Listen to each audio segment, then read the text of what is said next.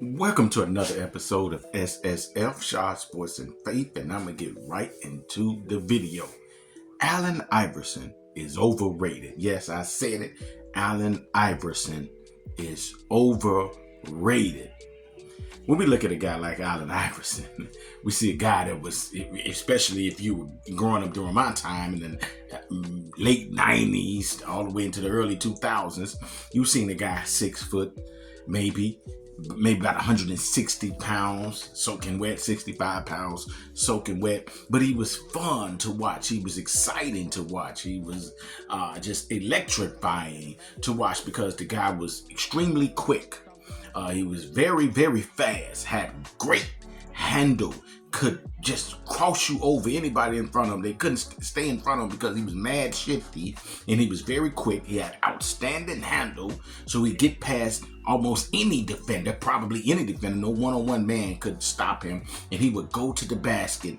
And his athleticism, because he leaped really well, he could lay it up with the right hand, lay it up with the left hand, or do acrobatic layups because of his leaping ability. And also his speed. He'd get past you and go to the hole so fast. A lot of time guys didn't even have time to react to block his shot when I'm talking about big man. But also he was tough because he took a lot of punishment. You know, back in them days, they could hit the centers, hit the little man and, punish him a little bit. Nowadays, you probably get punished for it. And also he had a solid, nice mid-range jumper. Really nice mid-range jumper. For his career playing in 14 years in the NBA, Allen Iverson averaged 26.7 points per game, 6 assists, 2 steals, 42% from the field, 31 from 3, and 78% from the free throw line. During the playoffs, because he was also a clutch performer and he played well when the lights was bright, he averaged 29.7 for his playoff career, as well as 6 assists, 2 steals, 4 rebounds, and he shot 40% from the field, 32% from 3, as well as 76% from the free throw line. During Allen Iverson his prime years, when he was at his best, Allen Iverson gave you 29 points a game, 6 assists, 2 steals, 3.7 rebounds on 42% shooting, 31% three-point shooting, and he was 79% from the free throw line. You're talking about a guy that's a 4-time scoring champ, 3-time steals champ, 7-time All-NBA, 96, 97 All-Rookie, 96, 97 Rookie of the Year, and he was 2001 NBA MVP. Why do I say that Allen Iverson is overrated? Well, the reason I say he's overrated, the reason I say Allen Iverson is overrated is his weaknesses. His weaknesses. When we talk about his strength, yes, he got speed. He has the quickness. He has the athleticism, the handle, the driving ability, the mid-range shooting, to be able to create his own shot with his ability to separate from his defender with his handle and his toughness and his clutch gene. But let's talk about his weaknesses. The reason why I say he's overrated, because he lacked basketball IQ. He didn't make, to me, a lot of times the right play on the court. He would try to shoot over 2 and 3 defenders instead of trying to get the ball to his teammates to give them an opportunity to score. Putting them in the best position to score. Instead of him doing that, he dribbling 25,000 times and trying to shoot over 2 or 3 people, going to the hole, making sometimes crazy layups.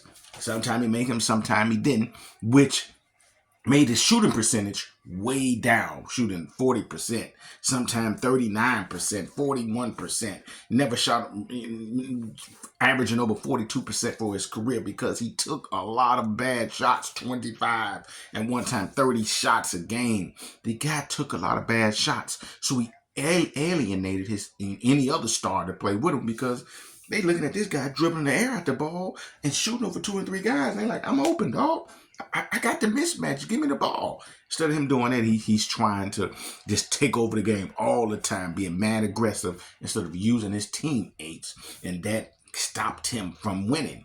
He made Jerry Stackhouse leave because Jerry couldn't play with him. He like, man, this dude need to pass the ball more.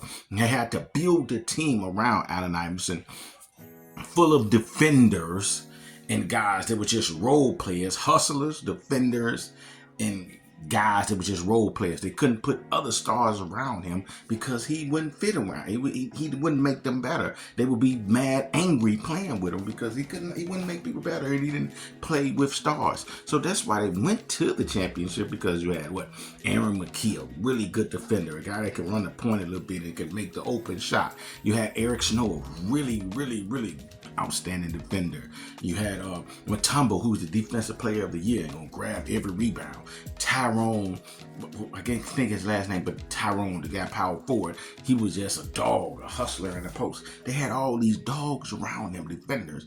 You had Allen Iverson doing all the scoring because you couldn't put Jerry Stackhouse, you couldn't put other stars around him. Even when he left and went and played in Denver with Carmelo Anthony, they didn't get out the first round because you got Carmelo Anthony, who hadn't learned to use his teammates, and you had another guy in Allen Iverson who joined the team who lacked basketball IQ.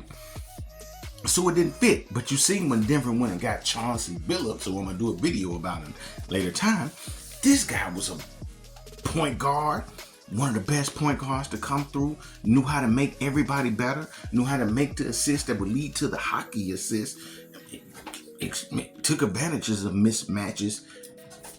He fit way better, and any other team he would play with, he made them better because he made his teammates better, which Allen Iverson did. And superstars usually make their teammates better, and Allen Iverson lacked that. He didn't take coaching well. I mean, you had Larry Brown, one of the best coaches to ever play, and all he wanted Allen Iverson to do was play the right way. If you don't have the shot, pass it to the man who does. Allen Iverson said, no, I've got the shot every time, and he wanted to shoot the ball all of the time. So to me, that what took him away from being greater than he already was, than what he ended up being, because he lacked basketball IQ, didn't make his teammates better, took too many bad shots, didn't take good coaching well, and that's why you didn't see him win like that. Sure, he won because he had all those dogs around him, but he went against the Lakers. He just had an outstanding first game where he just scored a bunch of points. Lakers probably took them for granted. But you've seen that with every series after that, they just double team him, and that was it. And that's why you never seen Allen Iverson make it that far again in his career. And he's overrated because a lot of people look at him and say, oh, he represents the hood. They love him because he represents the hood and he did things his way, and he, kind of promoted that degenerate lifestyle, which shouldn't be promoted.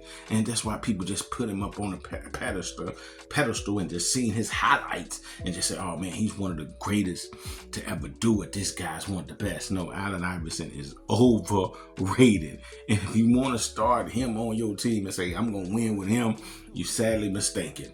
Because this guy going to score a bunch of points, but you won't win any championships with him. You got to really do some creative things to put players around him to make him better.